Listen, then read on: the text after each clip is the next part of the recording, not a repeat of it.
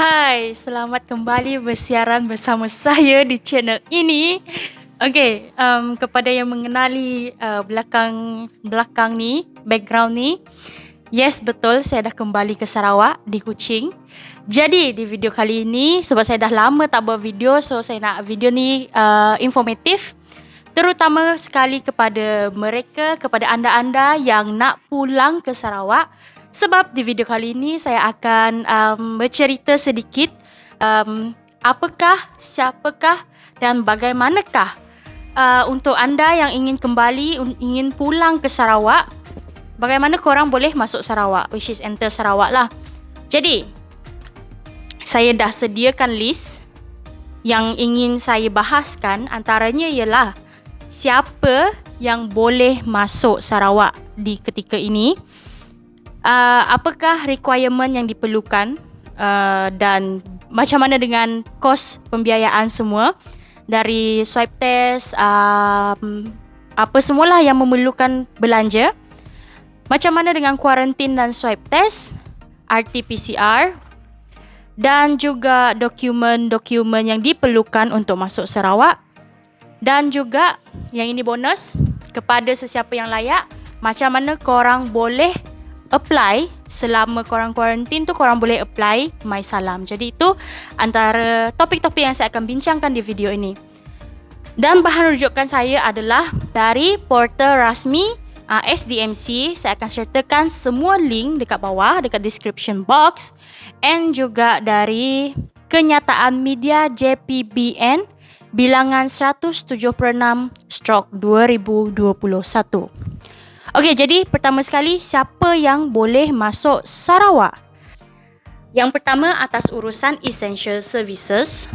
Yang kedua, kecemasan atau dalam kurungan kematian, delivery services, vaksinasi, tugasan rasmi dan juga student. Mungkin student yang dah habis semester, sebab sekarang kan ramai yang dah habis semester, cuti semester. Jadi mungkin itu antara golongan-golongan yang boleh rentas negeri masuk ke Sarawak. Menurut kenyataan media ini, saya cuma akan ceritakan dua sahaja kategori, iaitu yang pertama ialah individu dari wilayah Persekutuan Labuan. Jadi di sini descriptionnya ialah semua warga negara dan bukan warga negara yang mempunyai sejarah berada di Labuan dalam tempoh 21 hari tidak dibenarkan untuk memasuki Sarawak buat sementara waktu, kecuali bagi tujuan kecemasan, dalam kurungan perlu mendapatkan kelulusan daripada JPBN Sarawak.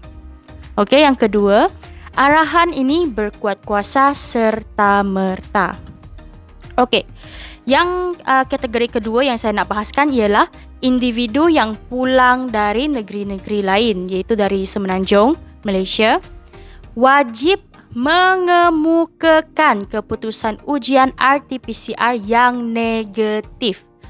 Swab diambil dalam tempoh 3 hari sebelum kemasukan Sarawak. Okey, jadi pada waktu yang saya pulang tu, arahan ini belum keluar. Jadi saya tak tertakluk kepada arahan ini. Cumanya saya cuma nak share apakah arahan terkini untuk enter Sarawak. Jadi sambil-sambil tu saya akan selitkan juga personal experience saya sendiri. Sebab saya baru je balik dari Semenanjung ke Sarawak pada 19 Jun 2021. Okey, jadi pada waktu itu tak ada lagi arahan untuk RT-PCR. Okey, yang kedua, memohon dalam sistem Enter Sarawak. Bukan kita seorang je yang apply dalam Enter Sarawak, ada ramai orang yang apply untuk Enter Sarawak ni.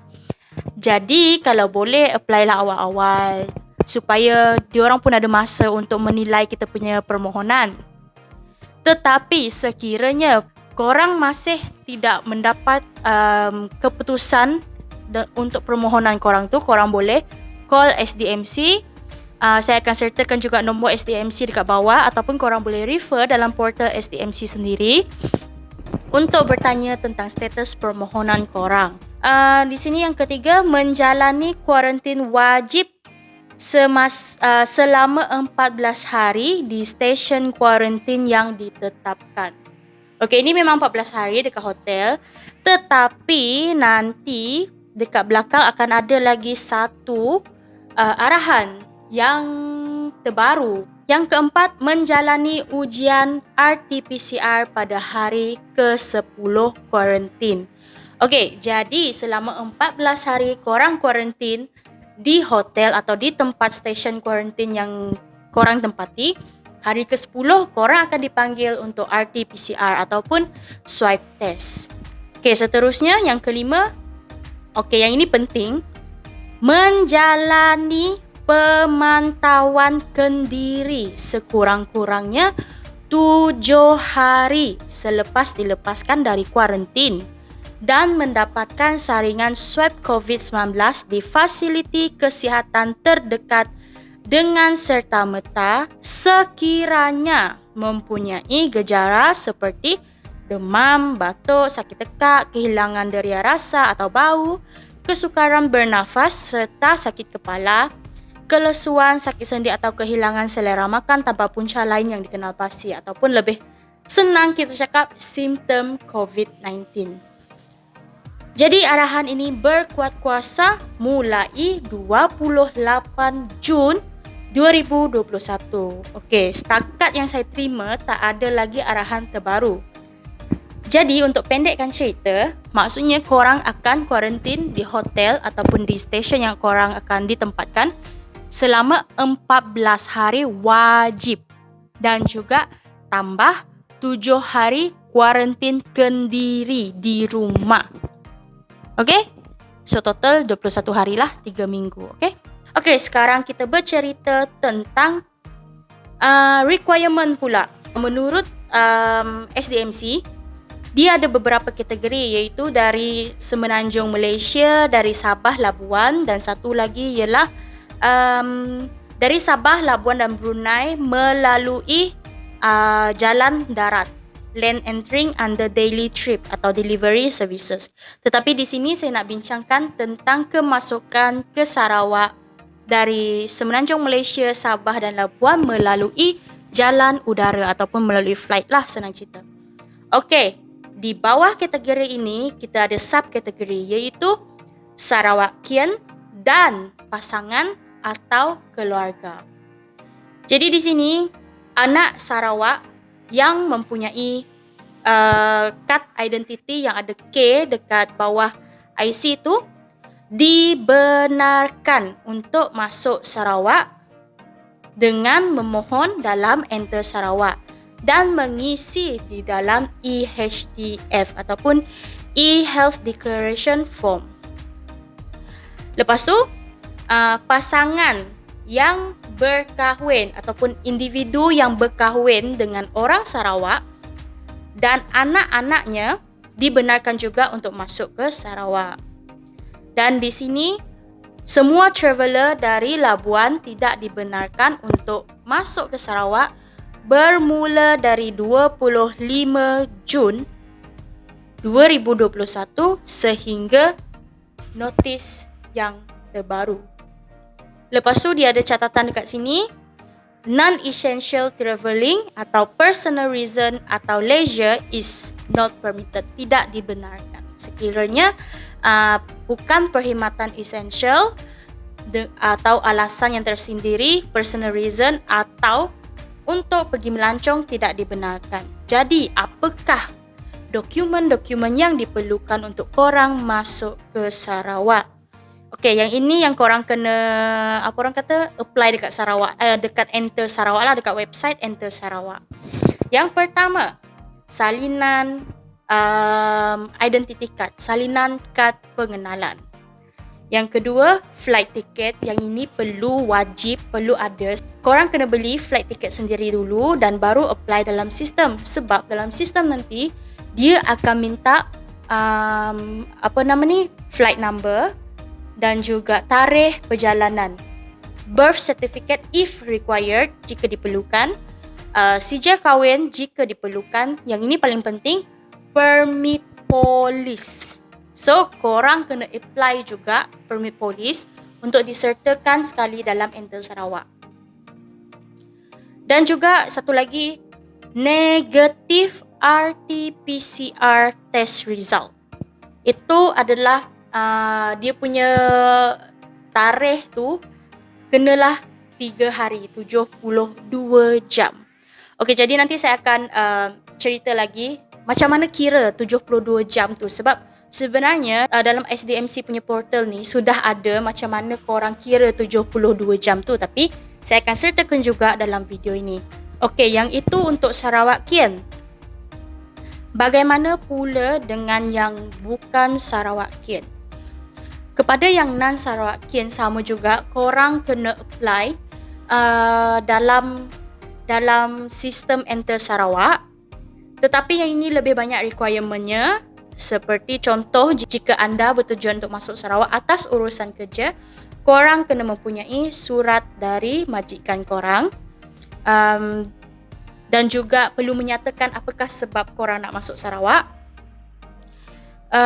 Lepas tu return flight ticket. So kiranya korang kena beli flight ulang alik lah macam tu. Saya akan sertakan senarai-senarainya dekat sini. Korang boleh refer, korang boleh screenshot sebab dia agak panjang.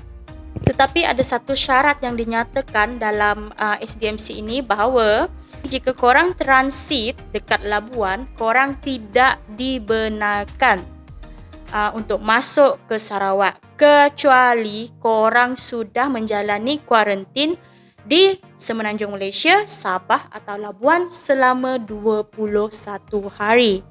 Jadi itu yang ditulis dalam SDMC inilah.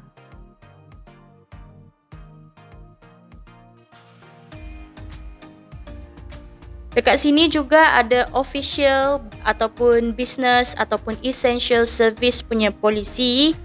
Sama juga saya akan sertakan apakah dokumen yang diperlukan dekat sini juga. Itu untuk yang atas urusan kerja. Untuk keterangan lebih lanjut, korang boleh refer kepada link dekat bawah, sebab kalau saya nak bincang ke satu-satu terlalu banyak. Sebab saya tak nak juga video ni terlalu panjang, sebab ada banyak lagi poin yang saya nak cerita. Okay? Okey, jadi seterusnya tentang pembiayaan ataupun perbelanjaan korang. Macam mana? Okey, senang cerita dia macam ni. Kalau korang orang Sarawak, korang ada huruf K dan juga korang adalah ahli keluarga kepada orang Sarawak, which is contoh kalau isteri korang adalah orang Sarawak dan suami korang adalah orang Sarawak, pembiayaan akan ditanggung sepenuhnya oleh kerajaan. Okey? Kepada yang bukan Sarawakian, pembiayaan adalah ditanggung sepenuhnya oleh individu tersebut. Jadi pembiayaan ni pembiayaan apa? Okey, pembiayaan ini termasuklah penginapan di tempat kuarantin dan juga swipe test pada hari ke-10. Tetapi swipe test yang sebelum korang masuk Sarawak tu, which is yang 3 hari sebelum korang fly ke Sarawak, itu adalah ditanggung sendiri oleh korang yang nak masuk Sarawak. Dan juga satu lagi pembiayaannya ialah flight ticket lah. Flight ticket kerajaan takkan tanggung, kerajaan Sarawak takkan tanggung. Itu semua adalah perbelanjaan sendiri, tidak tertakluk dalam pembiayaan yang ditanggung oleh kerajaan. Kerajaan Sarawak hanya akan menanggung penginapan di hotel, di tempat kuarantin dan juga swab test pada hari ke-10. Itu sahaja yang ditanggung oleh kerajaan. Apa lagi kat sini? Kuarantin dan swab test. Kuarantin adalah wajib selama 14 hari di hotel atau di tempat yang disediakan dan 7 hari pemantauan kendiri. Kuarantin sendirilah, senang ceritanya. Swab test. Okey. Swab test, korang perlu buat swab test 3 hari sebelum korang masuk Sarawak, which is ataupun 72 jam sebelum korang masuk Sarawak. Okey, jadi di skrin saya akan sertakan macam mana pengiraan 3 hari tersebut ataupun 72 jam.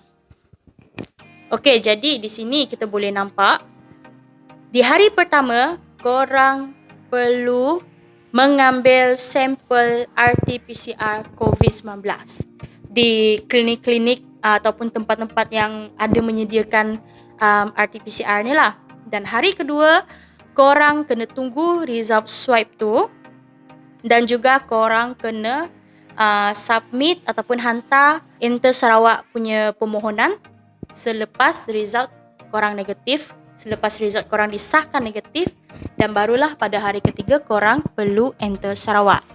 Okey, jadi itu adalah standard ataupun validity yang disertakan di dalam SDMC lah.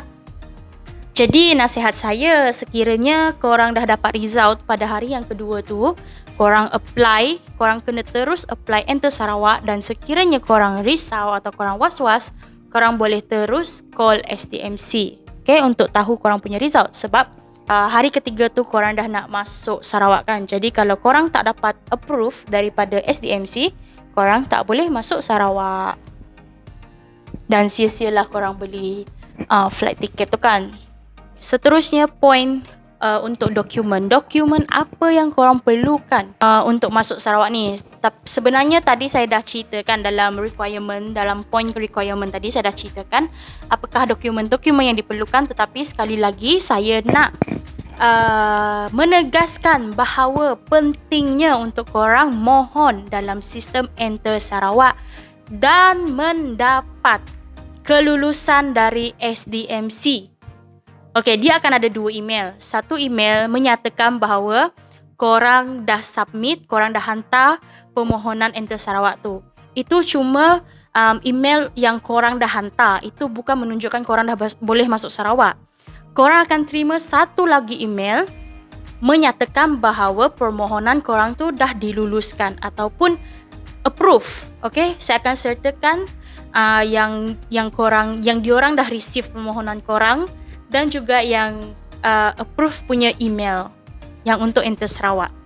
Yang enter Sarawak ni sebab korang perlukan RT-PCR punya result yang negatif kan. Jadi korang kena apply pada hari yang korang dah terima result korang yang negatif tu lah. Tetapi kalau sebelum ni saya apply, bila dah beli flight ticket tu terus apply. Tapi sebab time tu kan saya beli flight ticket macam beberapa hari sebelum lah, macam 1 minggu sebelum. Jadi itu masih make sense lah, masih logik lah kita apply kan. Okay, seterusnya e-health declaration form. Okay, untuk e-health declaration ni valid selama 12 jam dari tarikh korang departure dekat Sarawak. Contohnya kalau korang sampai dekat Sarawak pukul 5 petang, jadi 12 jam sebelum korang masuk Sarawak tu korang boleh apply. So 5 petang sampai Sarawak, jadi 12 jam sebelum tu dah boleh apply dah. Tapi saya time tu saya dah sampai airport baru saya apply lah, sebab itu tak perlukan approval. Dia cuma nak tahu korang ada simptom ke tak waktu tu. Dan juga korang kena sertakan result swab test tu. Enter Sarawak tu korang perlu print. Yang untuk e-health declaration ni korang tak perlu print. Korang cuma perlu tunjukkan dekat mana-mana staff lah yang akan minta nanti. Tunjukkan dalam handphone pun boleh. Korang nak print pun boleh kalau sempat. Tetapi macam mana kalau parents kita je yang balik? Kita tak ikut parents kita balik. Okay. Saya rasa lah dan saya cadangkan korang sendiri boleh apply untuk diorang and korang send dekat handphone diorang. So nanti dia cuma perlu tunjukkan dekat dekat pegawai tu nanti, okay? Dan juga supporting document. Yang supporting document ni korang boleh rujuk kepada SDMC siapa yang perlu supporting document ni, okay? Okay, point bonus iaitu tentang MySalam kepada yang layak, iaitu yang B40 yang layak. Untuk memohon MySalam, korang boleh mohon MySalam untuk selama yang korang quarantine. Jadi, sepengetahuan saya, 1 hari RM50 korang boleh claim RM50. Jadi korang boleh apply MySalam tu.